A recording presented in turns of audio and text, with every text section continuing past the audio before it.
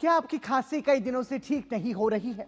सूखी खांसी बार बार परेशान करती है या गीली खांसी में छाती में जमा कफ निकलने का नाम नहीं लेता? ऐसे में ये समझना जरूरी है कि दोनों तरह की खांसी के कारण और इलाज अलग अलग हो सकते हैं। इस वीडियो में डॉक्टर दीक्षिका शर्मा वैद्य हमें बता रही हैं कि सूखी और गीली खांसी में क्या अंतर है और छाती में कफ क्यों जमता है और इसे कम करने के आसान घरेलू उपाय क्या हैं और किन लक्षणों को बिल्कुल नजरअंदाज नहीं करना चाहिए। अगर आपको भी खांसी की शिकायत रहती है, चाहे वो पुरानी हो या फिर नई, रात की नींद और दिन का सुकून सब टाटा बाय बाय हो चुका है। इस वीडियो को पूरा देखें क्योंकि खांसी से हो परेशान तो चलो समझते हैं इसका समाधान।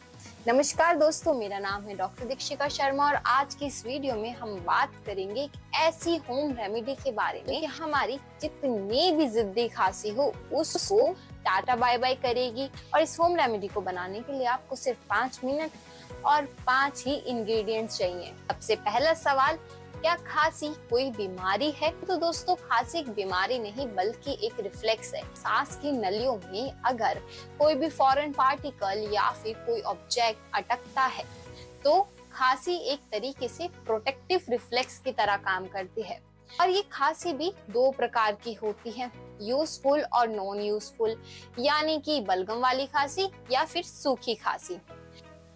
और अक्सर देखा जाता है कि बार बार खांसना या ज्यादा फ्रीक्वेंसी और ज्यादा प्रेशर से खांसी अक्सर गले में घाव कर देती है, जिस कारण कफ होता है। हमारी म्यूकोसा हीलिंग में टाइम लगता है।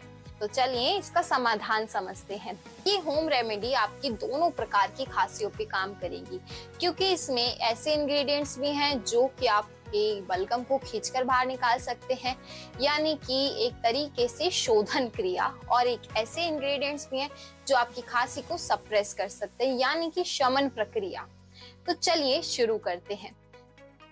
सबसे पहले हमें चाहिए काली मिर्च जो एक शोधन कर्म करे, यानी कि वो जो कि जमे हुए बलगम को फेफड़ों से बाहर निकालेगी, साथ में आपके फेफड़ों की सफाई करेगी, आपके एक्स्ट्रा सिक्रीशन को कम करने में। और सेकंड है अदरक। अदरक एक एंटी इंफ्लेमेटरी की तरह काम करती है। गले में या थ्रोट में किसी भी तरीके का इंफ्लेमेशन बन चुका है जिस कारणवश रिपीटेड कफ हो रहा है, तो उस इंफ्लेमेशन को हील करेगा और आपके म्यूकोसा को स्मूथ करेगा, यानी कि एक सूथनिंग इफेक्ट इनका। थर्ड वन इज हरी इलायची। इलायची एक तरीके से एक्रोधन क्रिया करेगी, जमे हुए कफ को बाहर निकालना, साथ में हमारे श्वसन नलियों को खोलने का काम करती है।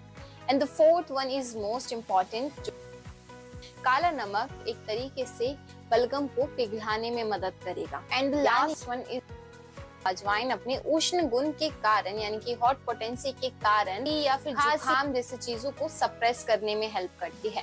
तो इस रेमेडी को बनाने के लिए आपको चाहिए 1/4 टीस्पून काली मिर्च, 1/4 टीस्पून काला नमक, 1 टीस्पून अजवाइन, 2 से टीस्पून कद्दूकस हुआ अदरक, साथ में हमें 2 से 3 इलायची के बीज लेने हैं, उनके छिलके नहीं लेने हैं। और हमें चाहिए हमारा 4 से 5 चम्मच गुड़। गुड़ यहाँ पे इन सभी मसालों को एक तरीके से बनाने के लिए हमें सबसे पहले नॉन स्टिक के पैन में गुड़ डाल देना है, साथ में थोड़ा सा पानी डाल देना है। याद हल्की आंच में पकाना जल जाएगा तो फिर उसका खर पाक हो जाएगा, और खर पाक टेस्ट में तो कड़वा होता है। अब जैसे आपके गुड़ की एक चाशनी बनने लगे वैसे आप अपने 5 इंग्रेडिएंट्स इसमें डाल दीजिए और इसको अच्छे से मिक्स करें। अब देखिए ये नुस्खा है बहुत पावरफुल, इसीलिए इसकी क्वांटिटी पे हमें अवश्य ध्यान देना है। कांच के जार में स्टोर करके रख दीजिए। इसे सुबह किसी भी टाइम ले सकते हैं, परंतु रात में सोने से पहले लेना है।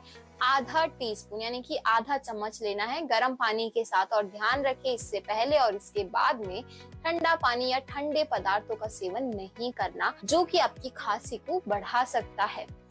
अगर आप इसे बच्चों में यूज करना चाहते हैं तो इसे 1/4 चम्मच यूज करना है, परंतु याद रखिए आपकी खांसी में यदि ब्लड आ रहा है तो आप एक बार अपने नजदीकी डॉक्टर को जरूर दिखाएं। हमारा एक होम रेमेडी कि हमें बताता है कि हमारे आयुर्वेद में केवल औषधियां ही नहीं बल्कि हमारी गृह औषध भी है। हमारे किचन के वो मसाले हम डेली यूज कर रहे हैं वो एक तरीके से औषध भी बन सकते हैं।